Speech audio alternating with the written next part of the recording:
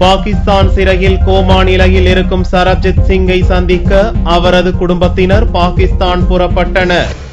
பாகிஸ்தான் லாகூர் சிறையில் இந்தியாவை சேர்ந்த சரப்ஜித் சிங் சில கைதிகளால் கடுமையாக தாக்கப்பட்டார். இதனால் சரப்ஜித் சிங் கோமா நிலைக்கு சென்று மருத்துவ சிகிச்சை பெற்று வருகிறார். சரப்ஜித் சிங்கை சந்திக்க அனுமதி அளிக்குமாறு அவரது குடும்பத்தினர் கோரிக்கை விடுத்திருந்தனர். இதற்கு பாகிஸ்தான் அரசு அனுமதி அளித்தது.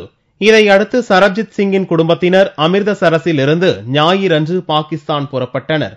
பாகிஸ்தான் புறப்படுவதற்கு முன்பு சரப்ஜித் சிங் குணமடைய வேண்டி அவரது குடும்பத்தினர் தங்க கோவிலில் பிரார்த்தனை செய்தனர். बस मैं इत्थे मत्थे टेकन आई हां कि पातशाह मेरा वीर मेरे जांदियां नूं राजी होवे, ओदियां लम्मीਆਂ उमरां होण, ओने जोड़ियां दी सेवा दवे, संगत दी आण के सेवा करे, मैं ओनू राजी खुशी वापस लेके आवां.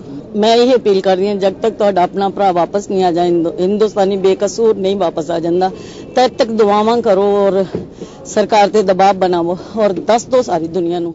லாகூர் சிறையில் இருக்கும் சரப்ஜித் சிங்கை சந்திக்க அவரது மனைவி சுப்ரீத் கவுர், மகள்கள் ஸ்வபன்தீப் கவுர், பூனம் உள்பட சகோதரிகளுக்கு அவசர விசா வழங்கப்பட்டுள்ளது.